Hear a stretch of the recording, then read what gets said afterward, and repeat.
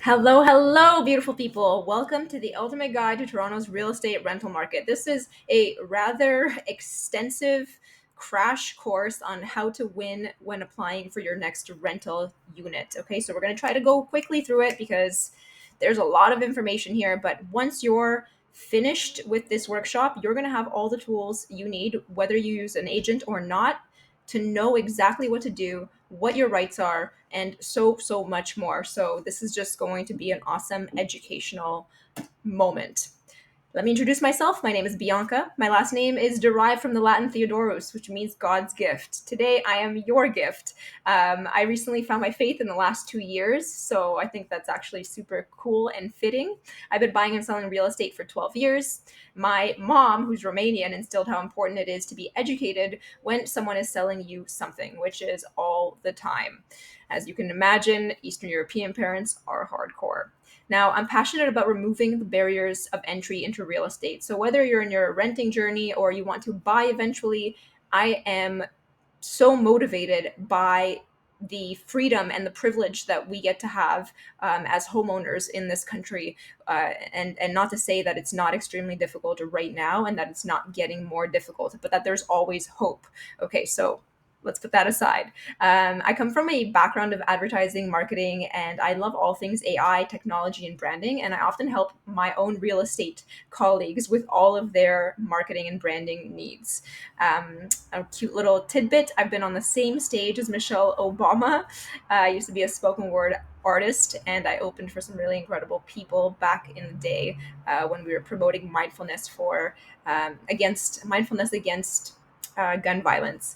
Okay, so a little bit about my team. Don't mind the noises in the back. Crazy, crazy people. We've sold over $500 million of real estate. We are the top 1% in the nation. We have some really cool accolades that you can see there. The most important one is that a portion of all of our proceeds are donated to Toronto Youth, which is the Pinball Clemens Foundation. If you don't know them, you should look them up. I'm just really passionate about this job and this industry, and elevating it so that people don't hate us as much as they do. We've had a very bad rep in the last, let's just say decade, as sleazy salespeople. So our job at Tyler McClay Realty is to, you know, become the professionals and be the professionals that we should be when it comes to these giant assets. All right, what's on today's agenda? What's happening in the market? We're going to talk about the madness. We're going to talk about the mindset that you need, the expectations and reality of what you're going to be going through when you're looking for a rental, everything that you need to have on hand. Also, if you need an agent, some people think they don't need an agent and they do, and some people can navigate it just fine on their own. So, we're going to talk about that. We're going to talk about all the forms that you need. We're going to talk about searching, securing, and your rights as a landlord, and what they are, your rights as a tenant, and what landlords don't want you to know, and then what to do next once you've gathered all of this information. Okay, so what's happening in the market? We are seeing doom and gloom media stuff everywhere. We had an insane 2022 and 2023. Obviously, you saw all of the different headlines. I have them here. A one bedroom in Toronto now costs over $2,500 a month. This must be so disempowering. This is why I wanted to make this workshop, because it's important that we're educated, and education takes away and empowers us, takes away disempowerment. We become empowered by educating ourselves. So that's my goal here today, to just empower you. All right, so by the numbers, this is a 2022 versus 2024 trend line. Okay, as you can see, in 2022 we were at 1772 for a one bedroom unfurnished apartment, and today we are standing anywhere between 22 to $2,400. Okay, on the right side you can obviously see the average rent by city. So that's just something, if you want to screen cap, go ahead and do that, or take a picture. We're going to move on. I'm trying to go through this very quickly. It's probably going to be about 30 to 40 minutes here. So, okay, so why did the market go so crazy? Okay, Bank of Canada's interest rate increases in 2022 and 2023. So the Bank of Canada is like a big bank where other banks borrow money. When they raise their interest rates, it's like they're making it more expensive for other banks to borrow money from them. So mortgage costs come up. This is how it affects housing. Think of a mortgage like a big loan for buying a house. When interest rates go up, these loans become more expensive. So some people might decide not to buy a house because it's too costly. Instead, they decide to rent a place. Landlords might charge more, obviously, when this type of thing happens in the market. Some people who rent out homes might have their loans affected by these rate changes. So if you have a mortgage, your mortgage now goes up, and now you want to charge more rent so that you can cover your costs. There's also fewer new homes.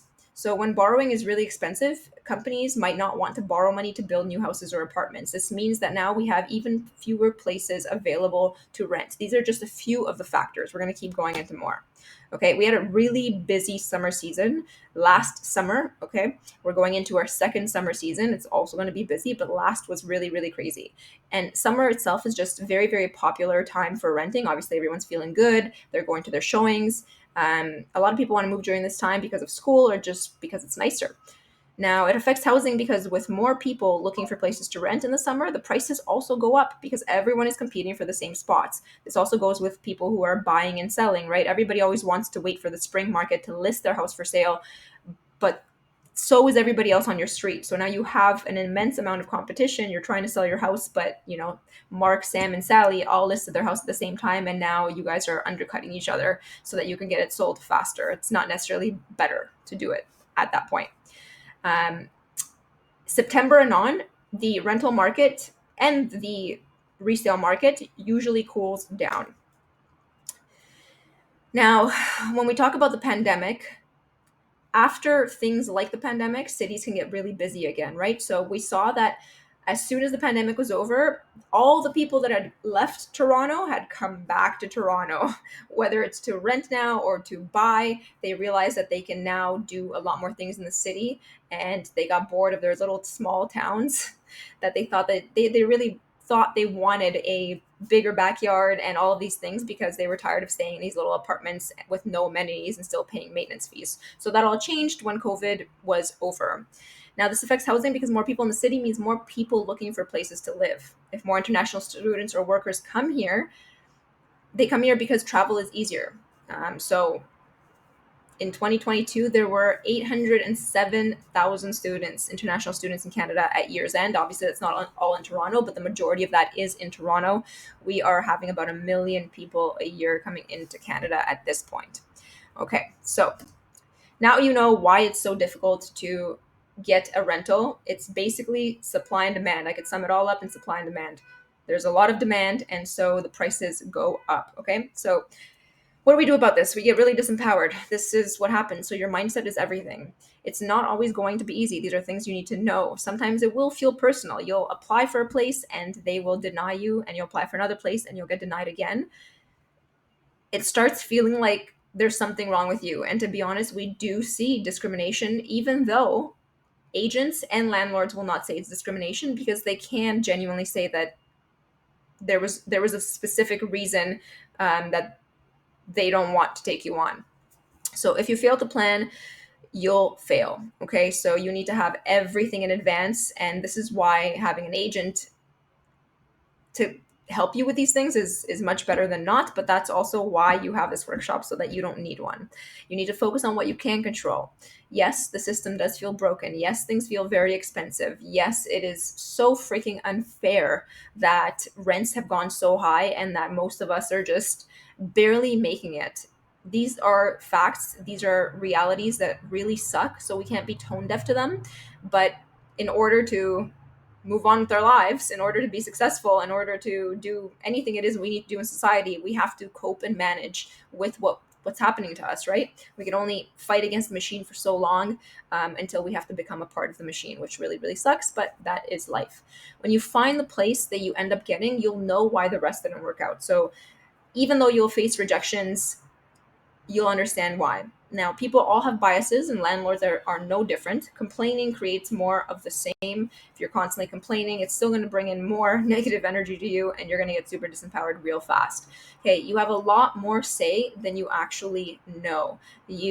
Especially if you have a good job and a good credit score and a good history, you are gold for landlords. So there is value in that. You are valuable. And even if you don't have these things, that doesn't mean you're not valuable. But Just saying that on paper, that makes you look very, very good. And if you can't necessarily advocate for yourself and you do choose an agent, the agent's going to push all of your amazing qualities on the agent they're cooperating with. We'll talk about that later. Let's move on.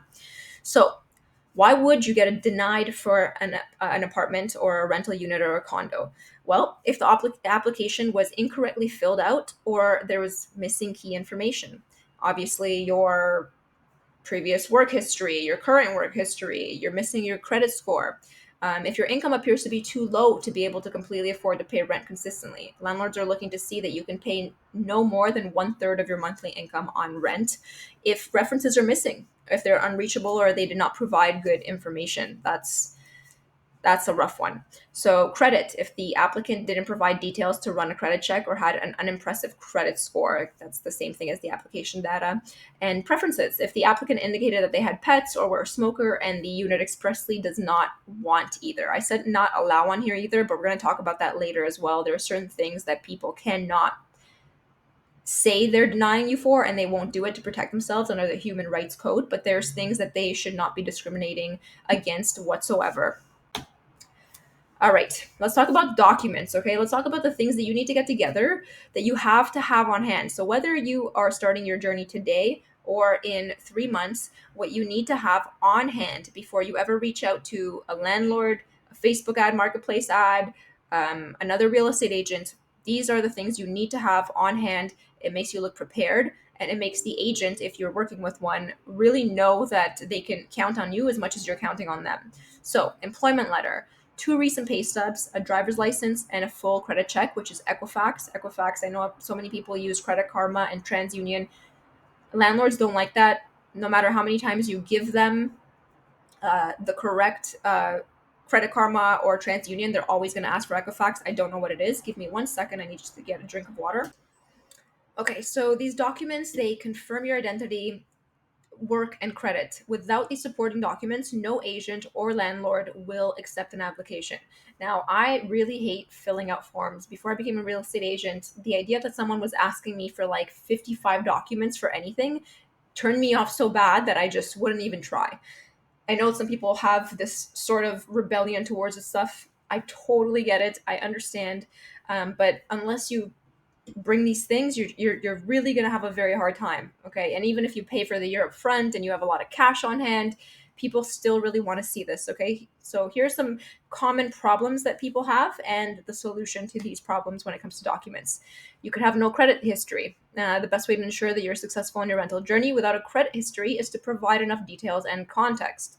This includes bank documents showing your savings or financial support from your family, or even your pay slips and a letter of employment. So let's just say you don't have pay stubs and you have, I don't know, some income coming in from a different country every single month and it's pretty consistent. That's something that you would provide those bank statements to the landlord. You're new to the country or you are a student. Usually the easy fix for this is a guarantor, a Canadian citizen who has a better income or a good income and guarantees that you will pay the rent on time. Proof of income and credit from your own country, people have done that. Or just the year up front, 6 months to the year up front. It actually, in 2023, that is all we saw. If you didn't have 6 months of rent, nobody was allowing it, and that's not legal. Uh, First and last month's rent is all that you should be uh, giving a landlord. But the thing is that because there was such a crazy supply issue, they could demand whatever it is that they wanted, and you couldn't really win unless you had that 6 months to 12 months up front. Unfair, again, I know. Self-employed, again, bank statements, business statements, anything to show proof of income, your articles of incorporation, and obviously a year up front. A year up front will always help most of your problems when it comes to this, and I know that's not possible for everyone, but it does help. Even a few months in advance shows seriousness on your part. Again, you're only legally required to give them first and last month's rent. Okay. So, should you work with a real estate agent? Let's talk about the cons. Because leasing agents are usually newer agents, and very experienced agents are very rarely doing leases. Okay, so finding an agent who's willing to put in the work for you can be tough. Most new agents are generally doing these leases. Finding someone who is both experienced and professional is more difficult in the rental market than in the buy and sell market. You have to think about what it is that agents are making in relation to each thing and what it means to deal with tenants and renters. Now, just as agents can be really crappy, 99% of the tenants and rental people that you deal with as an agent are unorganized, out to lunch on what they think uh, they're going to get or they deserve to get, which is same for buyers and sellers. But in relation to what the agent gets paid, they get paid reasonably more on a buy or a sell versus a lease. So with a lease, sometimes you're going to be running around the city, getting parking tickets, sending just spending a lot of gas money, a lot of time with someone, and you're probably only going to make as an agent a couple $100 for the lease itself. So there's a cap on how experienced the agents are when it comes to that. Okay. Now, you might get lost among a sea of clients an agent already has. Okay, so agents do tend to be very, very busy people. They're juggling 20, 30 clients at a time. And if you're not prepared, if you don't give them all the documents that you have on hand, they're not going to take you seriously because they have somebody else that will actually give them all of the documents that are required to be able to go to bat for you. The reason they ask you for these sorts of documents that I told you in the last few slides, your credit score, your Equifax, your pay stubs, they cannot approach another agent without having enough information to be able to push for you to become a tenant for that specific landlord. So if you're not prepared, you might get lost among a sea of other people that are also not prepared. Leases are always way more work for an agent than buying or selling. So either they have to have long term vision to treat you the way that you deserve to be treated, because most people that are renters will eventually buy. So obviously, for me, if I'm your real estate agent, I'm not thinking about, oh crap, I'm only going to make a couple $100 on this lease. I'm thinking one day they're going to need somebody who they find trustworthy enough to guide them through a huge, huge life decision, which is your first home, your second home, an investment property, pre construction. And I want to be the person that they come to. So I take my leases very, very seriously. But again, because they are more work, a lot of agents have a very difficult time with pursuing and chasing down rental leads to get their documents to do all this stuff. So, yeah. Okay, let's move on. Now, why should you work with a real estate agent? The pros: it's absolutely free for you, okay? Using a realtor to find a rental comes at no cost. So instead of sifting through countless listings, I know that if you've been searching online, you have messaged dozens of people, been ghosted. You let the agent handle all of that research and all those questions, and you let them get ghosted and you let them chase down your landlords and leads and stuff like this, because some of us are just too damn busy to do that ourselves. Okay, they also know the city inside and out, and they know the um, if they're good agents, if they're experienced agents, they will know which buildings you should actually avoid. Sometimes you're going to see a building that has very low um, monthly fees, monthly rental fees, and you will immediately know, well, that's an Airbnb building that has a lot of foot traffic, a lot of people coming in and out. That's not necessarily safe. This building used to, like, for instance, there's a few buildings on Victoria Street, downtown Toronto, that used to be and have a stigma of the building that housed all of the homeless people that just like ruined the area in that area, and it has a stigma associated to it. So now it's cheaper, and a lot of people don't necessarily want to be associated with that stigma. Okay. Obviously, realtors know how to negotiate. They know how to make you look really, really good to the landlord. And this is a agent talking on your behalf. And as much as people don't trust agents, they will trust an agent more than you, likely, because obviously, if I talk about me and I'm so great and I'm so great and I'm so great, you might believe me. But if somebody else that seems to have their stuff together is speaking and saying good things about me, the likeliness of you believing that is more likely. Now, realtors also have knowledge of rules, local rent laws, Ontario's ban on pet deposits. Nobody's allowed to ask you for a pet deposit. That's not legal. So they ensure that you don't fall for illegal or exploitative terms. Again, there's a balance there because agents are not as educated as they should be when they're doing leases because they're just starting out, right? It's like the stepping stone that most of us use to be able to get down to the buys and the sells. Okay, so some rentals aren't widely advertised online. Realtors have access to these exclusive listings, broadening your options. I'm in a bunch of private groups myself, and I get access to a bunch of different things that are not public on MLS whatsoever. So get the right agent and you will have a broadening of your options. Now, by signing an agreement, the realtor is bound to work in your best interest, ensuring that you get the best deal and treatment. Obviously, if you find the right one. Let's move on. Now let's talk about these forms because these forms are a little cray cray. Okay. So the agreement to lease residential, it's just a contract detailing tenants' intent to rent the property. It includes terms of the agreement, the utilities, the internet, the trash, the parking, all of the stuff. If you get rejected, this form is voided and the tenant's deposit is returned without interest. So if you apply to a place, like let's say you are with me and we're applying to places, once we apply, we have to give them all of these forms. If we get rejected and you've already put in your deposit, which never really happens because normally what we do on our forms is we say deposit given upon acceptance. So we only give the deposit when we have an accepted agreement. Okay. Confirmation of cooperation form is just a form that establishes relationship between the buyers and sellers, which is the cooperating brokerages, basically saying that I'm going to get paid, that other agent's going to get paid, and everybody agrees to it. The RICO guide is the contract between you, the buyer, you're considered the buyer even though you're a tenant, and the agent's brokerage. So basically it's saying I have a duty, a fiduciary duty to you once you've signed this to prioritize and protect your best interests, okay?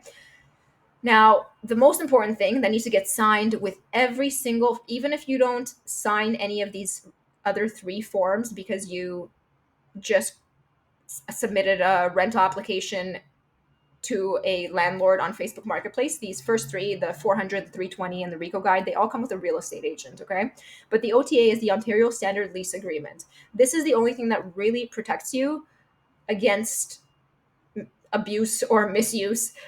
Everybody needs to sign it. And in Ontario, if the landlord doesn't have you sign this, you can ask back for your deposit. So this is a very, very important thing. It's everything that you need to know everything that you need. Okay, hold on one sec. Okay, so yeah, it lists you and the landlord. It describes the property, its address, the parking, everything that the 400 would have. The OTA makes like writes it into stone. Okay, so even though you have the 400 that already says how to deal with all of the utilities, how to deal with the parking, if you don't have the OTA, a lot of that stuff could be rescinded. So you need to have the OTA signed, okay? Make sure that your landlord has you sign it. Make sure that you fully, because it has all of your rights on it. So everything that you would need as a tenant, your rights are on the OTA. Okay, so how do you start applying for units now that you know how to? Now that you have all this information, you have all of your things and you're ready.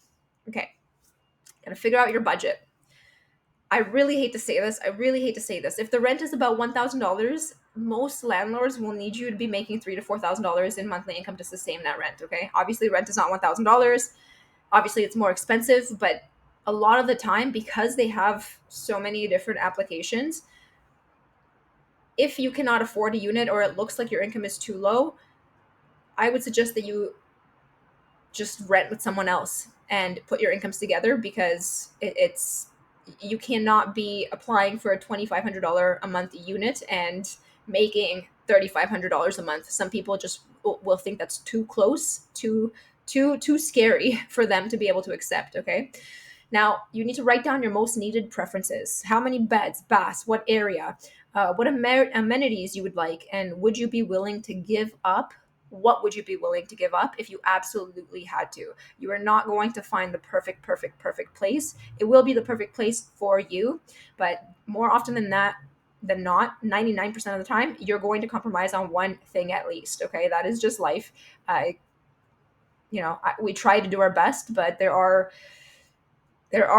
things, time, time concerns, right? There's area concerns, and we need to make sure that we don't get beat out by people. We need to make sure that we get you in by the specific time and date that you need. So you might have to compromise.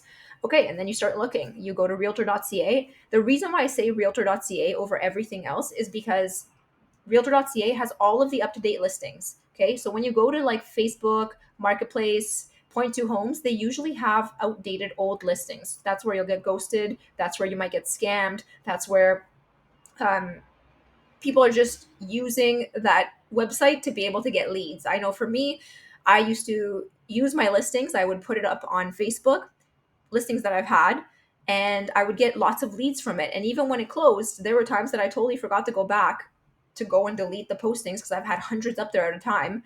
And they would still bring in leads. I would have to say, that one's not available. I'll help you with another one. So real estate agents use these websites to be able to get you as a lead and help you with your process. There's nothing wrong with it. There's nothing too shady about it. It is just a way to prospect and a way to be able to get access to clients, to potential clients. Okay. You can also look in other places. Live.rent is a really, really good website. Facebook groups, subreddits, Toronto renting on subreddits, and university housing sites. If you're a student, try contacting the off campus housing department of your university or college. They'll be able to assist you and direct you in the resources and housing sites specific to students. It's phenomenal resource. A lot of the time, they even have boards inside of the universities where they have just notices of rental units available. Okay, so how do you start applying for these units? You got to start booking your showings, or your agent is going to book them strategically for you. This form right here is the rental application. Now, you fill this out. You never fill out the address part because then you're always going to have to white it out because you're going to be applying to a lot of different things.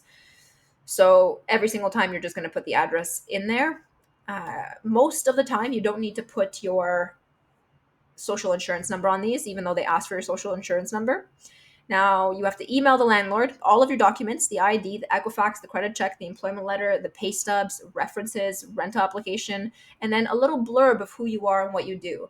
Or you let the agent deal with that, okay?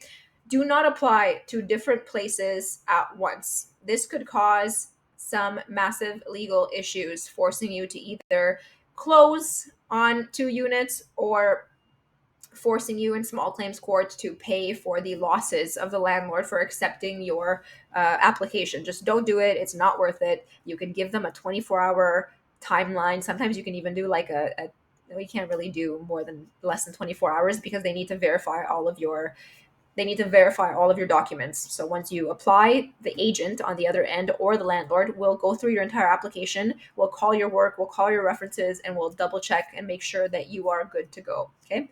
Once you get accepted, you usually need to drop your deposit, which is first and last or whatever you've decided, within 24 hours of acceptance. You need to find out what companies the utilities fall under and make sure to call them and transfer them all to your name. You need tenant insurance. Almost always need $1 million tenant insurance. Book your moving truck, call management, and book your elevator because you're ready to go as soon as you've done this. Let's talk about rights really quick as a tenant, okay? This is things that landlords do not want you to know. Let me have another sip of water and we'll get back to this in 1 sec. What is not allowed on a lease? There are lots of things that cannot be added as a special term. Anything that would take away rights or responsibilities that are protected by the Ontario Residential Tenancies Act and the Ontario Human Rights Code are not allowed. This includes things like pet policies that ban pets. Unless there is a bylaw in the condo rules that says a pet cannot be bigger than 45 pounds or whatever it is, they are not allowed to ban pets and to tell you that you can't have pets. Now, if you're open and you say that you have a pet, they can use another excuse and say, this isn't the right applicant, their income isn't good enough, blah, blah, blah. Okay, so you have to talk to your agent about that, what the best thing to do is. Generally, if you tell them you don't have a pet and then you get a pet, there's nothing they can actually do. At all. But hopefully you don't ever abuse that. You don't want a bad relationship with your landlord. Nobody does. And it's very stressful for everybody involved. You don't want it, so don't do it. Refusing to allow guests or roommates. No landlord can tell you how many guests you can have and how many roommates you can have. Now, it just depends on the quiet enjoyment of other units. If there's noise complaints, if there's a smell coming from your unit, then things can get shady, okay? But otherwise, they cannot put stipulations on any contract about this.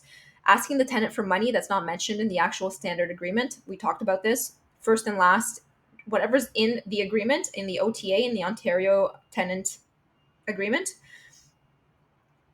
whatever's in there is what's in there. So you're paying $2,400 a month plus $100 a month for your parking.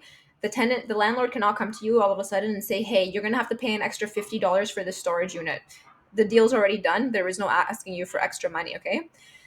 Now, asking the tenant to pay for repairs that are the landlord's responsibility. This is always in the agreement as well. That says, usually the agreement says if the tenant is responsible for anything, breaking anything, they're going to have to pay for it. But if they're not responsible for it and it just needs fixing, sometimes there's a fee associated with that, like $50 or $100, and then the landlord pays the rest. It sucks, but that's what happens. Okay, so what happens when a lease ends in Toronto? When a lease ends in Ontario, tenants don't have to leave. Okay, the tenant will transition from a fixed term tenant to a monthly tenant. So you cannot be evicted only because the lease is up. Okay, everything inside the Ontario standard lease form that was signed by the landlord and tenant still applies. So that lease and all of your rights, they still apply. Can landlords make tenants move out for renovations? Yes, but tenants could have options about this. The landlord will have to give the tenant a written 120-day notice on Form N11 from the landlord and tenant board. Okay, so you need an N13 for this. They can do this if the work they need to do is so extensive that they need a building permit, and in that case, they can't be in the unit while the work is done. They, as in you, the tenant. So at that point, the tenants can explore moving out, getting the landlord to pay compensation, or let you move into another unit, telling the landlord in writing that you want to move back in as soon as the work is done and that they can't charge you higher rent. Okay. So this is something interesting because if you end up seeing the unit for rent, you can actually sue the landlord for kicking you out to go and get higher rent. Okay. So, and then if you really don't believe them, you can challenge the notice. But again, you're going to be waiting like 8 to 10 months for the LTB board to actually do anything about it. But if you're so inclined, you can.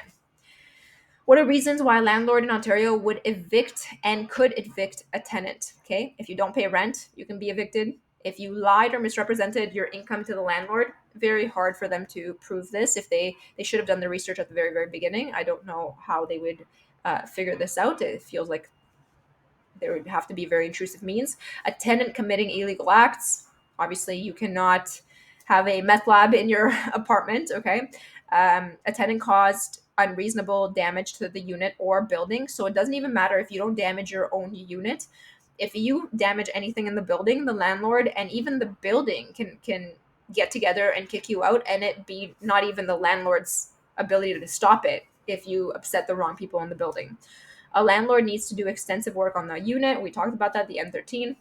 A landlord needs the unit for them or family member to live in. They can't just kick you out randomly like that. They need to give you notice to do that. To get an eviction, the landlord will have to prove to the landlord tenant board that they have legal grounds for wanting to evict a tenant. If it's later found out that they did not have a legal reason for wanting an eviction, they can get into a lot of trouble. Okay, so what is the allowable rent increase in 2024? Ontario has set a limit of 2.5% for rent increases in 2024, matching the same 2.5 limit for 2023. This means that if rent was set at $2,000 per month, landlords may increase the monthly rent to $2,050 for 2024. When can my landlord increase my rent? In Ontario, landlords can only increase rent once in a 12-month period, okay, after the date of the last legal rent increase or the tenant moving in. So landlords must also give tenants a minimum of 90 days notice that increase is imminent. So 90 days before they're going to raise your rent, they need to tell you that they're going to raise your rent. They cannot just come out of nowhere and do it. This means that if your rent was increased in April 22, your landlord can implement another increase as soon as April 2023. We can just say April 23 to April 2024. Okay, so what are the exceptions? That was a typo. Landlords may apply to the landlord tenant board for permission to raise the rent by more than the allowable limit. So they can apply, most don't, and yeah, it doesn't really happen. In care homes, rent increase guidelines can only apply to the rent portion of monthly expenses, not the cost of services. That doesn't even matter for most of us. New buildings, additions to existing buildings, and the majority of new basement apartments that are occupied for the first time for residential purposes after November 15, 2018 are exempt from rent control. Okay, so let me explain a little bit about rent control. Anything before this date, if you get into a unit and it's $2,500 a month, they can only raise the rent at 2.5% per month, okay, or per year. Now, if you go into a newer building that was built after 2018, there's no rent control, which means that they can pretty much raise the rent however much they want. That's the risk that you have. The standard is the 2.5% limit. But if they, let's just say you're paying 2,500 and then you move out, they're able, there's no rent control. They're able to raise their rent to 2,700 for the next person. So hopefully they do something about this and some system gets put in place so that the guy who moved out last month uh, isn't paying, $500 less than the next guy who moves in the same month. Okay, so interest rates and rent increases. Landlords don't want you to know this. So Ontario typically announces the province's rent increase guidelines in June of each year. So questions landlords and renters have about interest rates affecting rent increases have largely already been answered. That was for last year. Now we're going to have to wait till June and see what happens. Ontario has shown a willingness to set rent increase guidelines below Canada's 3.3 inflation rate. Usually they try to keep the inflation rate and the amount that you're able to raise your rent the same. So it's good news for renters right now. Though inflation has largely been tamed as of the time of writing, further announcements from the Bank of Canada are still on the horizon, and the effects on rent increase limits in 2025 and beyond are still uncertain. So we are going to see. All right, so here are the different notices required by landlords to give you if they're ending your tenancy. Okay, you can take a screen cap of this and we can move on. I'll give you another second. You can obviously pause it as well. Let's move on. Okay, so your next steps. We talked about the market. We talked how to empower yourself. We talked about what steps to take and tips and tricks to secure your next home. It has been an absolute pleasure to be on this journey with you. If you want my help in securing your next rental, want to say hi, or have any other questions about real estate whatsoever, you can contact me at all of these different places, in all of these different places. Please reach out. I would love to talk to you. I would love to help you out. And if you have any questions, just shoot me a message and I will get back to you as soon as I can. It has been an absolute pleasure. Thank you for sticking it out with me for almost 40 minutes. That is such a long time for a workshop. I hope this has been valuable and I would love any feedback. If you have any feedback to give me on what was useful and what wasn't, reach out to me as well. Okay. Thanks so much and I hope to see you soon.